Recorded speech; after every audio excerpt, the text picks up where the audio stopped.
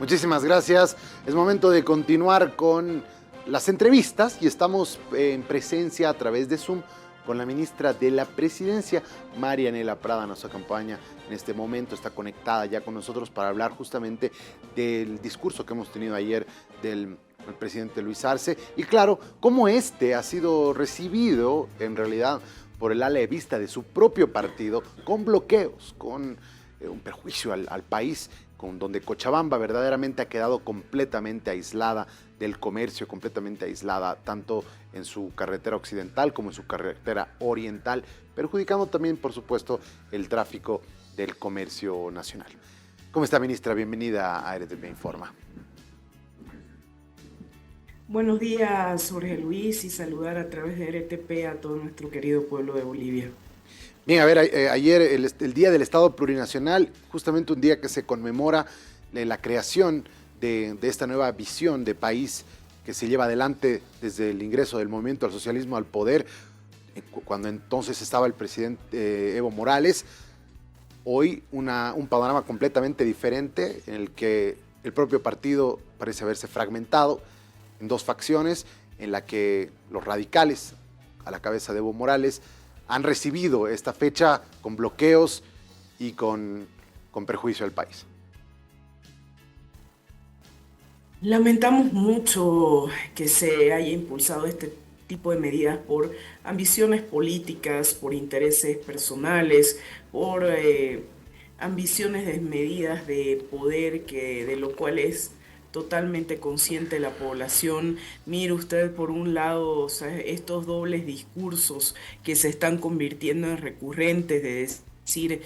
vía entrevistas, vía programas de radio, vía redes sociales, que se tiene una preocupación por la economía, que entre todos hay que trabajar por la economía, que hagamos cumbres por la economía y otra serie de cosas que sale, por ejemplo, a decir Evo Morales, y que por otro lado se impulsa este tipo de medidas que se convierten en una puñalada por la espalda a la economía del pueblo boliviano. Se está bloqueando no únicamente un camino en una forma inerte, ¿no? Se está bloqueando la economía, se está saboteando a la economía. Se está dando un duro golpe a la economía del pueblo, a la economía de familias, a la economía de transportistas, a la economía de productores, de campesinas, de campesinos, de empresarios, importadores, exportadores. Mire usted el gran perjuicio en este momento fundamentalmente para el departamento de Cochabamba, que se encuentra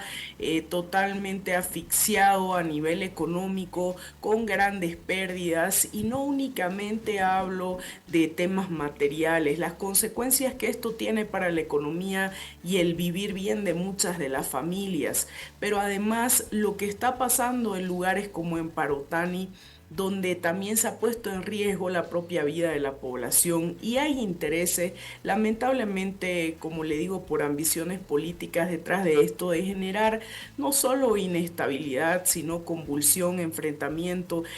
entre bolivianas y bolivianos. Las imágenes que usted está mostrando en este momento en un cerro justamente en Parotani ha sido porque desde ahí se estaban lanzando ya no únicamente piedras, se estaba manejando dinamitas. Imagínese usted que desde el cerro las dinamitas que puedan lanzarse lleguen a personas que están buscando y haciendo transbordos porque no les dejan pasar en vehículos, y hay niñas, hay niños, hay jóvenes, hay mujeres, hombres, adultos mayores. Hace un momento en una entrevista anterior que estaba, veía justamente una entrevista que le hicieron a una señora en el lugar y decía, estábamos con niños y nos han empezado a arrojar piedras desde el cerro. O sea, y estaban manejando explosivos, como se ha dado a conocer en el informe. Entonces, ahora se busca posicionar que nosotros como gobierno hubiésemos intervenido el punto de bloqueo, cuando en realidad eso es falso, y lo que hemos realizado es justamente el uso de agentes disuasivos en el cerro para evitar desgracias mayores, para evitar pérdidas de vidas que podrían suscitarse al lanzar dinamitas al camino donde había personas, vehículos y todo lo que se está viendo en las imágenes. Imagínense que también por cada día de bloqueo nuestro país, cuando es un bloqueo nacional, que en este caso no lo es porque no ha tenido sin lugar a dudas la contundencia que se esperaba por parte de quienes lo han impulsado, además en muchos casos acarreando gente a determinados puntos de bloqueo de manera obligatoria, bajo sanciones, bajo multas, traslado justamente personas hacia otros lugares, hacia otros puntos de bloqueo, hacia otros departamentos. Aún así, la población es muy consciente de que en realidad el gran perjuicio es para la propia población, ¿no? Y se ocasiona una pérdida cuando un bloqueo es nacional de 120 millones de dólares por día para nuestra economía. Y en este caso de Cochabamba estamos hablando de aproximadamente 17 millones de pérdida por día. Cuando estamos en un momento, por ejemplo, vinculado a temas de producción, que ahí vemos camiones con productos a los cuales no se les está dando paso, qué va a pasar con toda esa carga que se vaya a perder, quién va a asumir esos costos. Por supuesto, no son las personas que impulsan este tipo de medidas de asfixia a la economía de nuestro pueblo, en este caso vinculadas específicamente al departamento de Cochabamba. Entonces, realmente es un gran perjuicio el que se está ocasionando al pueblo boliviano y que no tiene nada que ver con los objetivos que se señala para convocar este tipo de acciones. ¿Y qué es lo que nos dice de cómo se está financiando a estos grupos? ¿Es convicción pura la que lleva a bloqueo de carreteras o hay un financiamiento económico que, además, ¿de dónde viene? Yo en este momento no puedo asegurarle respecto a dónde viene el financiamiento porque no me gusta especular. Sin embargo, se está haciendo una investigación al respecto porque desde las autoridades del Ministerio de Gobierno se ha dado a conocer una serie de audios que han estado justamente llegándonos, no solo que circulan en determinados grupos, sino que personas, por ejemplo, dentro del mismo trópico de Cochabamba, que no están de acuerdo con esta medida y que nos comentan con mucho dolor, con mucha preocupación, que mientras ellos están preocupados justamente, por ejemplo, en la producción de plátano, de piña, de otros productos para ver el tema de la exportación, se ha generado una serie de instrucciones en contra justamente del sentir de la gran mayoría de la población dentro del propio trópico de Cochabamba y hemos escuchado audios que se han dado a conocer respecto a la forma, no solo de organización de este bloqueo, sino a la forma en la que se baja una línea y se instruye hacia las bases la participación de un determinado porcentaje de personas, se divide en puntos de bloqueo a donde tienen que desplazarse, dado que al resto del país, la mayoría de las personas, por supuesto, no están de acuerdo en salir a bloquear y atentar contra su propia economía. Y se impone este tipo de medidas dentro de este sector que, por supuesto, no son todos, no son todas quienes están de acuerdo, solo que muchas veces no pueden decirlo porque son sujetos a una serie de sanciones, se están aplicando multas a quienes no participan y por supuesto se está dando de manera obligatoria en muchas de las personas que están participando de este bloqueo. Ayer el presidente Luis Arce, en su discurso por el 22 de enero, hablaba acerca de la mayor amenaza y colocaba justamente a Evo Morales sin necesidad de llamarlo por nombre y apellido, pero todos hemos entendido que se refería a él como la mayor amenaza del modelo, del modelo económico, del gobierno y también la preocupación de una desestabilización y de un golpe de Estado. ¿Es verdadero esto? ¿Cómo usted puede hablarnos acerca de lo que se refería el presidente sobre esto?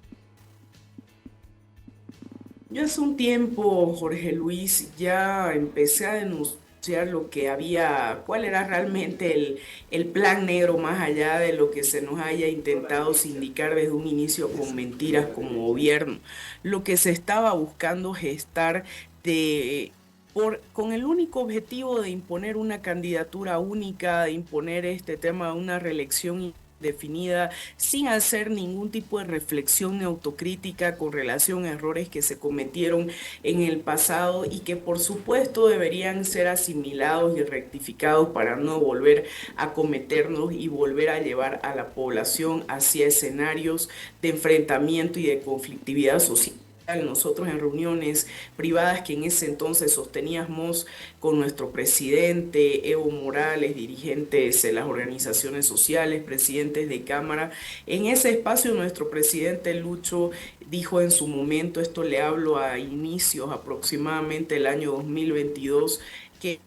no se lleve a una electoralización tan temprana a nuestro país, que no se lleve a una electoralización tan temprana en nuestro instrumento político de hablar de candidaturas cuando no era el tiempo de hablar de candidaturas, porque la población está enfocada en su economía, la población está enfocada en acompañar un proceso de reconstrucción económica, en consolidar una estabilidad, en consolidar certidumbre y por supuesto una senda de esperanza para nuestras hijas, para nuestros hijos. Sin embargo, más allá del acuerdo al que se llegó en ese momento, en esa reunión, un acuerdo por supuesto que fue de palabra, no está escrito, pero yo soy una persona que creo que la palabra tiene siempre que tener un valor y que es lo más importante que nosotros en realidad tenemos. Pero ese acuerdo fue lamentablemente incumplido por Evo Morales porque se siguió justamente una lógica de ataque sistemático a nuestro gobierno con el objetivo de desgastarlo, con el objetivo de justamente restar credibilidad para ir imponiéndose como un candidato único, ¿no? Entonces, bajo la lógica y premisa que empezó a instalarse de que si a nuestro gobierno le va mal, pues todo el pueblo boliviano va a decir que vuelva Evo Morales, cuando esa ecuación no es así, es errada, lo muestran las encuestas, lo muestra el sentir de la población que en muchos lugares dice: dejen gobernar al presidente Lucho, que Evo Morales deje gobernar al presidente Lucho, porque el perjuicio, Jorge Luis, de lo que se está haciendo, por dar un ejemplo, en la obstaculización de créditos, sabotaje de créditos por parte de algunos asambleístas en la Asamblea Legislativa Plurinacional, por parte de estas medidas que se están impulsando como bloqueos y otros,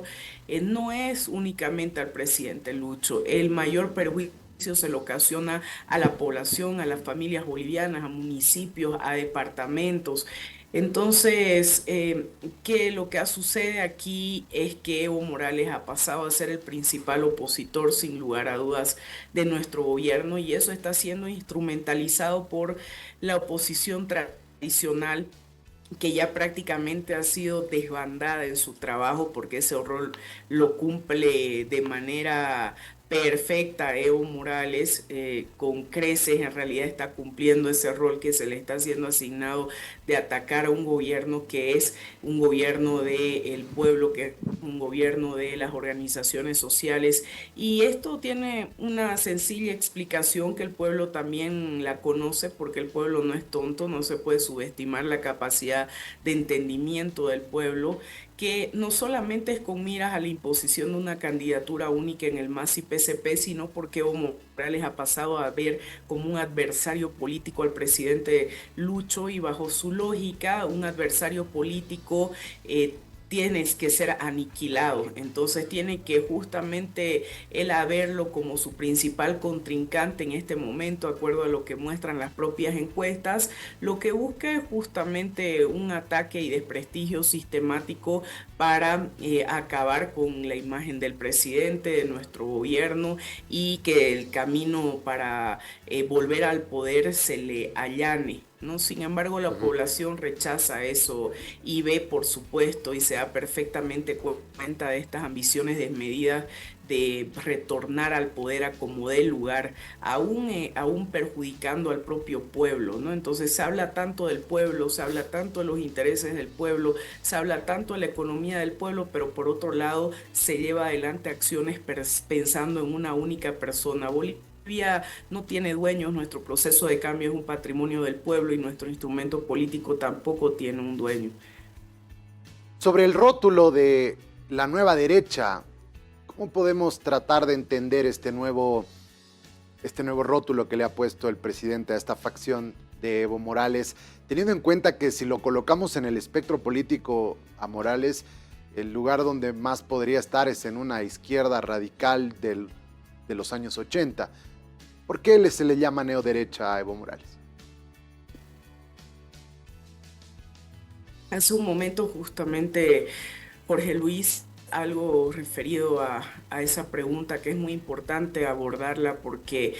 en el pasado usted se acordará que cuando Evo Morales estaba como presidente, la derecha, la oposición tradicional que nosotros como MAS y PSP siempre tuvimos desde el día uno, es decir, incluso antes de que asumamos nuestro gobierno, ya se decía que se iba a venir un periodo hiperinflacionario como en la UDP, que íbamos a entrar en crisis, que no se vote por el MAS porque la crisis iba a ser galopante. Y desde que asumió, este fue un discurso recurrente de que estamos en crisis, se viene la crisis, siempre atacando todo lo que tenía que ver con el modelo económico, social, comunitario, productivo boliviano. Nosotros con el presidente Lucho Arce, y digo nosotros porque yo he sido parte de esa gestión, lo digo con mucho orgullo porque he aportado poniendo todo lo mejor de mí para que le vaya bien a nuestro país, para que nos vaya bien a todos dentro de como servidora pública en realidad. Y nosotros teníamos que salir de manera permanente a desmentir estas narrativas que buscan instalarse para generar zozobra, para generar incertidumbre en la población. Los ejes discursivos de esta derecha tradicional para atacar al gobierno de Evo Morales siempre versaron en tres líneas, que era el tema económico, y es una estrategia que no se da únicamente en nuestro país, sino en otros países de la región, porque justamente cuando se busca desestabilizar la economía se afecta lo más sensible de las familias y del pueblo. Era el tema económico, el tema corrupción y el tema narcotráfico. Sobre estos tres ejes es que versaba todo el ataque que hacía justamente esa derecha al gobierno de Evo Morales. Entonces, ¿qué sucede justamente hoy? Estas líneas discursivas de la derecha tradicional, que también son impulsadas como una estrategia por la derecha internacional, están siendo adoptadas, pero así como de manual por Evo Morales. Atacar exactamente a nuestro gobierno con el mismo discurso, con las mismas consignas, con las mismas líneas con la que lo atacaba la derecha a él. Y por eso ha pasado a ser como la principal oposición en nuestro país. Pero además, ¿qué sucede, Jorge Luis? Que hay una nota justamente que envía el jefe de bancada de Creemos, el jefe de bancada de CC a la Cámara de Senadores, a la directiva de la Cámara de Senadores, y Evo Morales impulsa, instruye que su bancada firme este acuerdo que no es una agenda legislativa.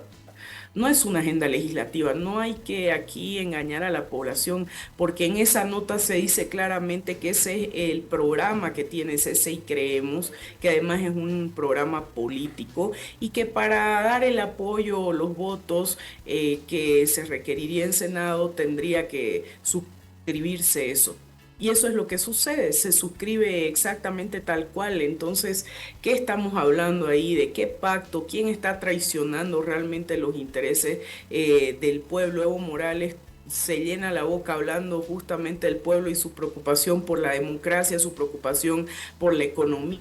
su preocupación por la justicia, pero en realidad sus acciones dicen totalmente lo contrario y van en total contrasentido a lo que señala en sus redes sociales de preocupación por el pueblo boliviano. Se están anteponiendo intereses personales, políticos y de ambiciones de poder justamente en detrimento de los intereses del pueblo y de los intereses de las grandes mayorías. Muy bien, y lo último, ya para concluir, en relación al futuro del proyecto político, en relación al Congreso, en relación a todos los pasos que se tienen que seguir. Yo sé que están tratando de evitar entrar al discurso de electoralización, pero el hecho de generar los congresos, el hecho de tener las cosas claras, porque los campesinos en su último ampliado de la CESUD-CB han definido expulsar a Evo Morales. Entonces, aún no entendemos cómo va a ser la forma en la que se lleve adelante una nueva presidencia que llame a un nuevo Congreso, porque para Evo Morales y sus seguidores lo que se definió en el Congreso de la OCAEña es lo que queda, pero sabemos que los organismos, las organizaciones sociales no están de acuerdo con ello. ¿Se sabe algo de cuál va a ser el futuro de estas situaciones? Las organizaciones sociales son quienes han gestado y han dado nacimiento a este instrumento político. Es de las organizaciones sociales, Jorge Luis, y eso nunca hay que perderlo de vista. Como lo señalaba hace un momento, el instrumento político no tiene dueños, no tiene patrones, así como no lo tiene tampoco nuestro proceso de cambio ni nuestro país. Y en este sentido, yo soy una convencida, igual en las palabras que señalaba nuestro presidente Lucho en reiteradas oportunidades, que el bastón de mando respecto a nuestro instrumento político debe volver a las organizaciones sociales. No puede ser que una persona o un grupo de personas decida lo que pase y nuestro instrumento político. Nosotros ahí, Evo Morales nuevamente con mentiras ha dado a entender que el presidente Lucho quiere apropiarse del MAS y PCP. Eso es totalmente falso. Lo que nosotros queremos, y lo hemos dicho en reiteradas oportunidades, como militantes del MAS, aunque nos hayan expulsado, porque han dicho en reiteradas oportunidades de que no somos un gobierno del MAS, que el presidente Lucho y el vicepresidente ya no son del MAS, lo ha dicho textualmente Evo Morales. Entonces, una serie de cosas que se viene generando justamente para dinamitar la democracia interna que debería haber, no solamente dentro del MAS y PCP, sino de todas las organizaciones políticas. Entonces, ahí es donde justamente se está apostando, ¿no?, a restringir esa democracia que hace tanto daño a las propias organizaciones políticas, sacar como resoluciones de un Congreso que existe una única candidatura, buscar imponer a como dé lugar una única candidatura. No me parece correcto, Jorge Luis, y creo que eso está dañando muchas de las bases y los principios de nuestro propio instrumento político. El Congreso, el llamado Congreso de la OCAEña, ha sido ya desconocido por las organizaciones sociales fundadoras del MAS y PCP. Se ha incumplido lo que está establecido en el artículo 13 del propio estatuto del MAS y PCP, donde dice que para convocar a un congreso ordinario debe consensuarse con las organizaciones sociales fundadoras del MAS. Eso no ha sucedido. Entonces, lamentablemente, y bueno, el Tribunal Electoral ya también se pronunció sobre eso, tiene que haber un nuevo Congreso. Los dirigentes orgánicos, por ejemplo, de la CESUD-CB, han dado a conocer cartas que le han enviado a la Dirección Nacional del MAS y PCP en reiteradas oportunidades, diciéndoles que hay una reunión para que se genere ese consenso en una nueva convocatoria, y esta convocatoria realmente tenga la amplitud de participación de las organizaciones sociales como sucedió en años anteriores, y que para lo de la UCAEñe se restringió completamente la participación de las organizaciones sociales. Y con relación a las candidaturas, justamente el debate debe generarse desde el seno del propio pueblo boliviano, y en relación al proceso de cambio, en relación al propio instrumento político, a partir del debate. No se puede imponer candidaturas únicas. Será la población, será justamente los militantes del MAS y PCP, será el pueblo en su conjunto quien justamente se pronuncie en relación a un proceso de cambio que es patrimonio del pueblo, para ver quiénes son sus candidatos. Aquí no puede operar el dedazo que tanto daño ha hecho lamentablemente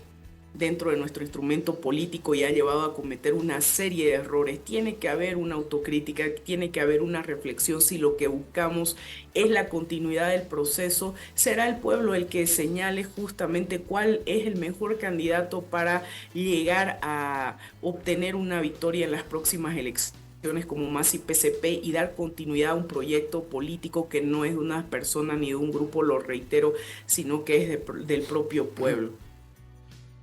Bien, ministra, muchísimas gracias por su tiempo. Le mandamos un saludo a la distancia. Gracias a usted, Jorge Luis, y a través de RTP, buenos días a todo el pueblo boliviano. Gracias. La ministra de la Presidencia, Marianela Prada, nos ha acompañado en estos minutos para hablar acerca de este escenario que se tiene en el movimiento al socialismo y principalmente también las palabras del mandatario. ¿Qué nos quería decir? Ahí nos lo ha nos lo ha desarticulado un poco la ministra para que lo entendamos. Ahora tenemos a continuación a Ramiro Charcas en la unidad móvil para seguir hablando de este tema. Ramiro, adelante por favor con usted. Muchísimas gracias, Jorge Luis. Estamos junto al vocero presidencial, Jorge